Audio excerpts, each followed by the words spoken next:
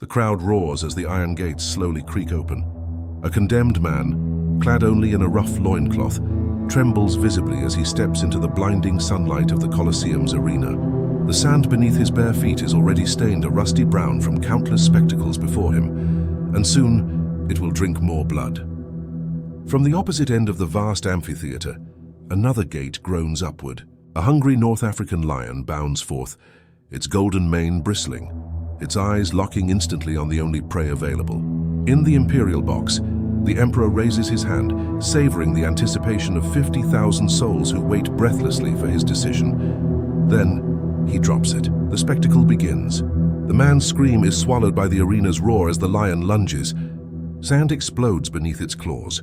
In moments, the condemned is dragged to the ground, shredded before an audience that cheers louder with each tear of flesh. To Rome, this is justice. To the crowd, this is entertainment. But what if this was only the surface? What if the blood and spectacle were nothing compared to the darker punishments Rome reserved for those it truly hated? Slaves, foreigners, the less than human. For beneath the Colosseum's grandstands lay corridors colder than any prison, where sunlight never touched, and screams echoed endlessly in the stone. Down there behind iron doors, punishments unfolded that the crowd would never see.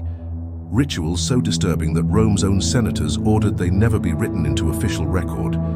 They were not executions meant to entertain, but punishments designed to erase. Flesh branded with symbols of beasts, limbs broken not to kill, but to leave the victim as a living warning. Starvation used not to end life swiftly, but to stretch pain across endless days. Each act carefully engineered, not simply to destroy a body, but to shatter the very idea of resistance. The lion in the arena could kill a man in seconds, but these rituals could unmake him piece by piece, until nothing of the human remained, and still Rome called it civilization. Historians later tried to erase these punishments, dismissing them as rumor, exaggeration, or barbarism Rome itself would never allow. Yet fragments survived, mentions in forgotten scrolls, whispers etched in the margins of ancient texts, and ruins where bones bore marks that no sword or beast could explain.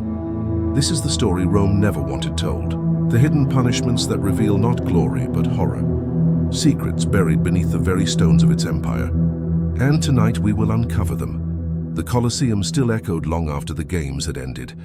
The cheers of 50,000 throats dissolved into whispers carried by the evening wind, but the smell lingered, iron from spilled blood, smoke from burning torches, sweat from beasts and men alike. For most Romans, the spectacle was over. They would return to their homes, recounting tales of lions devouring condemned slaves, of gladiators clashing in showers of crimson. To them, Rome had shown its strength once again. Yet below in the labyrinthine tunnels that stretched beneath the arena, another reality stirred. Here the silence was broken, not by cheers, but by the rattling of chains, the muffled sobs of prisoners and the scraping footsteps of guards. Torches flickered against damp walls, their light revealing stains that no amount of time could erase. This was the true heart of Rome's cruelty, the place where punishment did not end with death, but began with suffering. The empire thrived on hierarchy. At the top, emperors, senators, patricians, men whose words were law. At the bottom, slaves, prisoners of war, foreigners dragged from conquered lands. To Rome, they were tools, bodies to be broken, examples to be made. The games on the surface were a spectacle to remind citizens of power. The punishments below were to remind the oppressed of their place. The condemned were not chosen at random. They came from the outskirts of empire, captured tribes in Gaul, chained men from Africa, refugees who had dared to resist taxation, or slaves who had committed the crime of defiance. Rome labeled them dangerous not because of what they did, but because of what they represented: the threat of rebellion, the possibility of resistance. And so, punishments were designed with precision, not only to kill but to erase memory, culture, and dignity. Imagine the descent: a man shackled, stripped of his name, led down stone steps into the bowels of the Colosseum. With each step, the light of the sun faded, replaced by torchlight that threw his shadow long across the walls. The air grew colder, the smell heavier, mildew, iron, blood. At the bottom, an iron door screeched open. Beyond it lay chambers carved into the earth, places designed not for swift justice, but for slow erasure. Here punishments unfolded that Rome's own historians dared not describe. Branding irons glowed red in braziers, ready to sear flesh with marks of beasts, symbols meant to strip away humanity. Victims were forced into silence, their cries swallowed by stone walls that echoed them back endlessly. They were denied burial rites, denied identity, denied remembrance. For Rome, this was victory. Not only the destruction of a body, but the annihilation of a person's place in history. And yet fragments of these punishments survived. A mutilated skeleton unearthed centuries later, bones broken in patterns no natural fall could explain, marginal notes in scrolls where scribes hinted at rituals too vile to write openly, her senator's speech preserved in partial fragments, warning that certain practices should never reach the ears of citizens. Each piece formed part of a puzzle Rome tried desperately to keep hidden. But why hide them? Rome never shied from brutality. After all, it displayed crucifixions along roads, gladiator deaths in arenas, mass executions of rebels. Why then erase these punishments? Perhaps because they were too revealing. They showed that Rome's so-called civilization was built not only on conquest and law, but on methods of control so horrifying they threatened to unravel the empire's image of order. The Colosseum itself stood as a symbol of this contradiction. To citizens, it was an architectural marvel, a testament to Roman engineering. To those dragged into its depths, it was a tomb before death, a place where humanity ended. The sand of the arena soaked up the blood of countless condemned, but the stone chambers beneath held darker stains, ones no spectator ever saw. Consider the slaves brought from North Africa. Chained together, marched across deserts and seas, they arrived in Rome stripped of identity. In the Colosseum, some were thrown to beasts as entertainment. Others, however, were selected for punishments that went unseen. Their bodies became canvases upon which Rome etched its warnings, skin branded with fire, limbs twisted in devices meant not to kill but to deform, eyes gouged so that survivors would stumble through streets as living reminders of Rome's cruelty. The message was clear: resist and you will not merely die, you will be erased. It was this erasure that made the punishment so terrifying. Death was common in Rome. Life was cheap and executions were public. But to be condemned to rituals hidden from record, to suffer in ways never meant to be spoken of, that was a fate worse than death. Survivors, if any, carried scars that ensured they lived as warnings, not as people. The racism of Rome was systemic. Citizens saw themselves as chosen, destined to rule, while others were reduced to categories: barbarian, slave, foreigner. This hierarchy justified cruelty. If the condemned were not human in Roman eyes, then their suffering was not injustice, it was order. Yet this very justification betrayed Rome's fear. The empire feared rebellion, feared the strength of those it oppressed. And so its punishments became darker, more elaborate, designed to terrify entire populations into submission. The crowd in the arena never knew the full extent. They cheered the lion's kill, the gladiators' strike, believing they had seen the worst Rome could offer. But in truth, what they saw was theater. The true instruments of terror were hidden away, whispered of but never witnessed. The Senate ensured that records were incomplete, that official historians spoke of Rome's glory, but never of its shadows. And yet shadows remain. Stones remember. Beneath the Colosseum, beneath the grandeur of Rome, traces of horror linger. Rusted chains embedded in walls, marks scorched into stone, bones with fractures that speak of devices lost to time. Each fragment whispers a truth Rome tried to silence, that its greatness was built not only on conquest, but on cruelty. Cruelty sharpened by racism and fear. This is the story that unfolds in darkness, where the roars of the crowd cannot reach, where torches burn low and where history itself tried to look away. A story buried in silence, waiting for someone to listen. And as we peel back the layers of stone and silence, we find not just Rome's hidden punishments, but a mirror reflecting humanity's darkest capacity, the will to erase others, to preserve power. Beneath Rome's marble facades and triumphal arches, the machinery of control turned endlessly. The Colosseum's blood-drenched sands were only a surface reflection of what the empire did behind closed doors. The true instruments of Rome's power were hidden, rituals, punishments, and erasures designed not only to kill, but to extinguish hope itself. As night descended, torches flickered along the Colosseum's underbelly. Guards moved with deliberate steps, their armor clinking softly as they dragged another prisoner down into the bowels of the arena.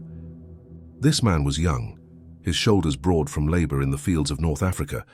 He had been captured when his village resisted Roman taxation, shackled, and transported across deserts and seas to feed Rome's hunger for slaves. To his captors, he was nameless.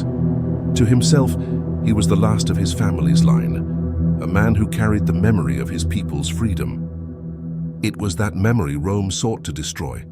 The descent into the underground was deliberate. Each step deeper meant another layer of humanity stripped away. Above, citizens slept in their villas, secure in the illusion that Rome was civilized. Below, the empire revealed its truest form. Chains rattled, the air grew heavier, and faint echoes of screams drifted through the passageways like ghosts. The prisoner was thrown into a cell no larger than a grave. The walls bore scratches, marks left by others who had clawed in desperation, as if they could dig through stone itself to escape. In the corner lay bones brittle with age, proof that not every condemned man was granted the mercy of death in the arena. Some simply withered here, erased without witness. This was not justice. It was not entertainment. It was control. Rome's rulers understood that killing a man ended his defiance, but breaking him, destroying his dignity and leaving him alive as a warning, spread fear far more effectively. Days stretched into torment.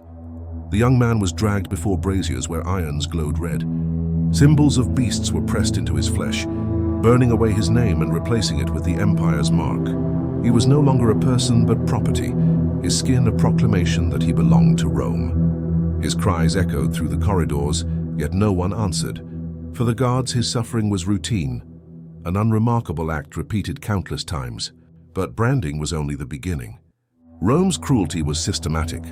Prisoners were starved, not to the point of death but to the edge of delirium. Water was withheld until thirst became a torment sharper than any blade. Some were forced into darkness for weeks, robbed of the cycle of day and night until their minds unraveled. Others were broken physically, limbs shattered and twisted, so that survivors limped through life as living warnings. And always the purpose was the same: to erase identity, to remind the conquered that they were not equals, not human in the eyes of Rome. They were tools, objects, examples. Yet in the silence of the cell, the prisoner clung to fragments of memory. He remembered his village, the songs sung at dusk, the laughter of children. Rome could brand his flesh, could break his bones, but memory was harder to extinguish. And it was this quiet resistance, this refusal to forget, that Rome feared most. Because memory could spark rebellion. This fear drove Rome's hidden punishments to greater extremes. The empire's leaders knew that public executions were spectacles of dominance, but they also knew the danger of martyrdom. A rebel slain in the arena could be remembered as a hero, but a rebel erased in darkness, his name forgotten, his body broken and discarded. That left no story to inspire resistance. Only silence. It was this silence Rome valued most, a silence heavier than stone, one that smothered entire peoples. For every body thrown to lions, dozens more were consumed by rituals hidden from history. Archaeologists centuries later would find evidence of these unspoken punishments: skeletal remains with deliberate mutilations, chains embedded in stone, tools of torture buried deep beneath ruins. Scholars argued over their meaning, some insisting Rome would never stoop to such cruelty, others admitting that the empire's grandeur had always rested on foundations of blood. But the truth was undeniable. Rome's power was not only built on conquest, but on the deliberate destruction of those it considered inferior. And as the young man lay in his cell, branded and broken, he became one of countless examples of this truth. His suffering was not unique. It was part of a system designed to crush hope, to keep millions in chains, to ensure Rome's empire endured not by justice, but by fear. The crowd above would never know his name. History would never record his cries. Yet the stones of the Colosseum remembered. The walls, the chains, the scratches, they all bore witness to a story Rome tried to silence. And in that silence lay the rising shadow of the empire's darkest legacy. The torches burned low in the underground corridors, their light flickering against walls blackened by centuries of smoke. The Colosseum above was a monument to Rome's glory. But here, beneath the stones, the empire revealed its truest self. The guards moved like shadows, their footsteps echoing as they carried out orders that no senator would ever admit existed. The young man, his skin seared by the brand of the beast, lay shackled in darkness. Each breath was shallow, each movement met with the bite of iron against raw flesh. Hunger gnawed at him, thirst clawed at his throat, but worse than either was the silence. In that silence, the mind became its own tormentor, replaying memories that could no longer be reached, faces of family, voices of the lost, the life that had been stolen. Rome understood this silence. It was deliberate. They called it damnatio memoriae, the condemnation of memory, to strip a man not only of life but of his name, his history, his very place in the world. Executions in the arena gave the condemned spectacle, but erasure left nothing. It was as though the person had never lived. This was racial power in its most refined form. Rome divided the world into citizens and others. Citizens were protected by law, by status, by honor. The others, slaves, foreigners, conquered peoples, were subject to Rome's will. They could be killed, tortured, broken, and erased, all without consequence. In the empire's eyes, they were not human. The prisoner's suffering was not unique. Around him, in neighboring cells, others endured the same fate. Some were Gauls captured after uprisings, their bodies scarred from lashings. Others were Easterners dragged from distant provinces, their eyes hollow from endless deprivation. Each was an example, each a piece of Rome's vast machinery of terror. The punishments grew more elaborate the deeper one descended. Some chambers held wooden frames designed to stretch the body beyond its natural limits, dislocating joints slowly over hours. Others contained pits filled with stagnant water, where prisoners were lowered and left to drown and resurface repeatedly until exhaustion dragged them under. There were cages so small that men could neither stand nor lie down, forcing them into contorted positions until their muscles collapsed. Yet the most disturbing were the rituals designed not to kill, but to transform. Branding turned men into beasts. Mutilation turned them into warnings. Survivors were paraded through markets, their broken forms displayed as proof of Rome's supremacy. These men were no longer individuals, they were symbols, living propaganda etched in flesh. The cruelty was methodical. Rome knew that rebellions could be quelled with swords, but fear ensured obedience long before swords were drawn. A single mutilated survivor stumbling through the streets could silence entire villages, could remind slaves of the futility of resistance. Rome did not need to kill everyone. It only needed to destroy a few in ways so horrifying that the memory lived on in the minds of the rest. The young man endured day after day, his body weakening, his will eroding. Yet somewhere deep within him a spark remained. He remembered who he was before the chains, before the branding, before the silence. Rome could strip away his flesh, his freedom, his dignity, but it could not erase his memory completely. And it was that memory, the stubborn refusal to forget, that made him dangerous. For memory was rebellion.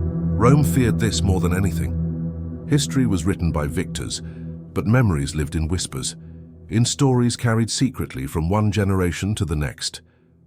The empire's punishments were designed to erase not only individuals, but the possibility of those whispers.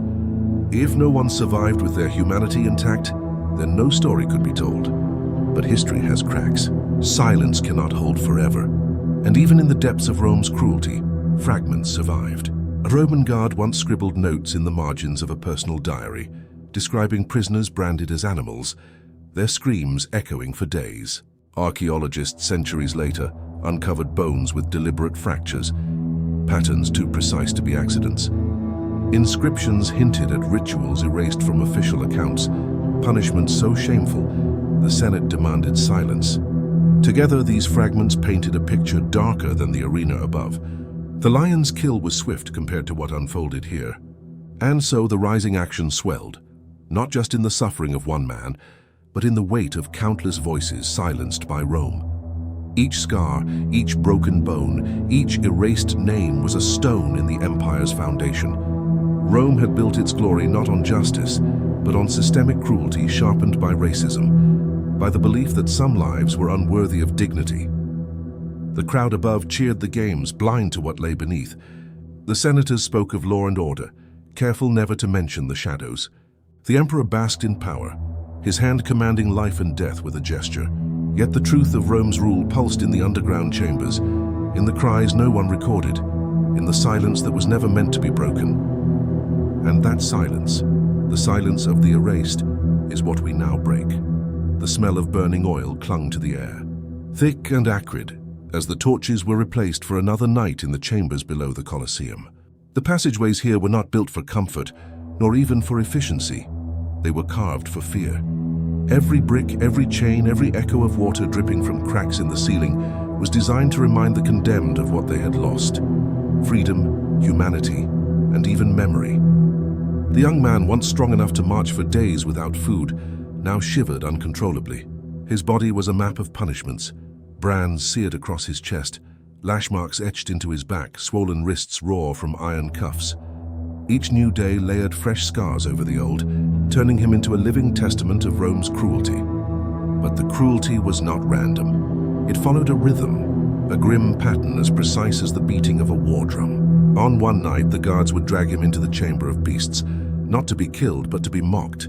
Shackled, he was tossed before chained lions and panthers, their claws inches from his flesh. The animals roared, their hot breath washing over him, but they could not reach him. The guards laughed at his terror, knowing fear itself was the punishment. They called it domitus animi, the breaking of the soul. The next night, he was taken to a pit where water lapped against stone. Forced to wade until exhaustion seized his limbs, he drowned again and again, each time hauled up only when his body began to convulse. They whispered that Rome believed the drowning ritual cleansed rebellion, washing away pride, until only submission remained. On other nights, the tortures grew more intimate. A heated iron mask was placed over his face, not long enough to kill, but long enough to sear skin and blind one eye. The pain was unbearable, but worse was the mirror they later held before him, forcing him to see the disfigurement. Rome's cruelty was never satisfied with physical pain alone. It demanded psychological collapse. And yet the spark within him did not die. His body bent, but his will refused to break. That defiance was dangerous. The guards noticed. They muttered that this one was different, that he clung to memory like a drowning man to driftwood. His refusal to collapse made him a threat, because Rome's punishments were not only for him, they were lessons for all who might hear of them. If the lesson failed, the empire's power cracked. So the punishments grew worse.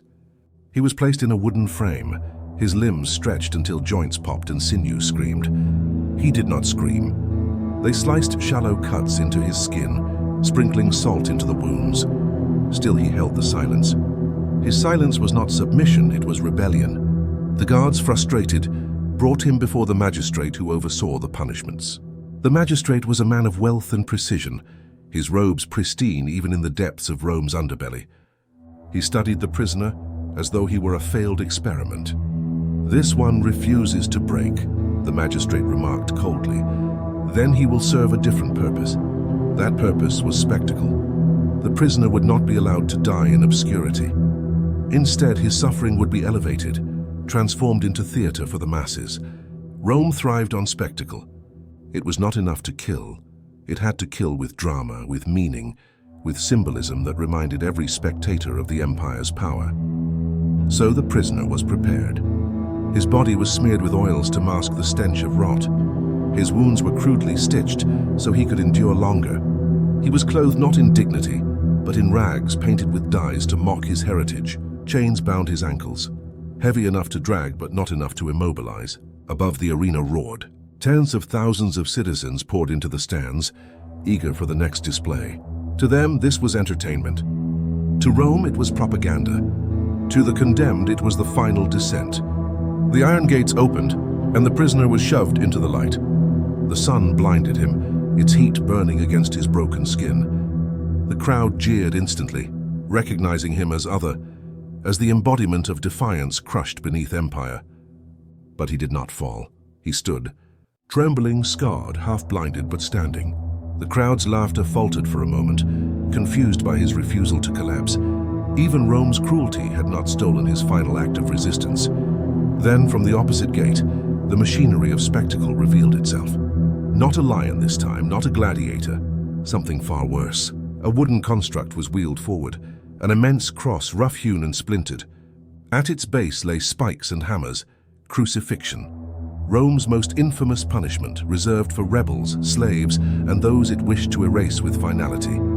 It was not a quick death, but a long and public one. Bodies nailed to crosses could linger for days, suffering under the sun while birds feasted on their flesh. The crowd cheered wildly, their bloodlust ignited.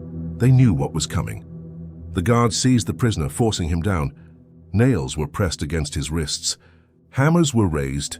The sound of iron striking wood echoed across the arena as the crowd roared approval. Each strike was not only for him, it was for every person watching, a reminder of what defiance meant under Rome. And yet, even as pain exploded through his body, even as blood poured from his wrists and ankles, the prisoner did something extraordinary. He lifted his head.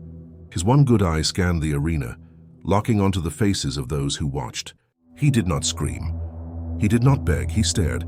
That stare was unbearable, because it transformed him from victim to witness. Rome wanted silence, but he gave memory. For in that gaze, the crowd saw not a broken man, but a mirror. They saw the brutality their empire demanded, the cruelty disguised as justice, the blood that soaked the sand they cheered upon. And though they cheered louder to drown it out, the truth had already pierced the surface. The crucifixion began. The cross was raised high, the prisoner suspended between earth and sky, his body racked with agony. The sun scorched him, the crowd screamed, the magistrate nodded with satisfaction. Rome had displayed its power, but Rome had also made a mistake. For in their attempt to erase him, they had made him unforgettable. His suffering became story. His silence became defiance. His gaze became legacy. The rising action ends here, on the edge of climax. Her body broken, a soul unbowed, an empire desperate to silence what it could never fully erase. The crowd screams as the cross shudders into place. The prisoner hangs, body convulsing with each ragged breath. Every nerve burns, every muscle tears. Yet he refuses the one thing Rome demands: surrender. The magistrate watches closely. He expects the man to beg, to break, to collapse into silence. But the condemned does not. Instead, he lifts his head once more, his one good eye sweeping across tens of thousands of faces. The arena grows uneasy. The cheers continue, but beneath them runs a current of discomfort. His gaze is too steady, too human. He should be broken. He should be erased. Instead, he forces them to see what Rome hides, that their empire thrives on suffering, that every cheer is soaked in blood. Hours pass. The sun descends. Birds circle overhead. His body weakens, his breath shallow, but his stare never falters. He dies not as an animal, not as a slave, but as a man who refused to vanish. Rome believes it has silenced him, but in truth it has immortalized him. Long after the game's end, whispers spread.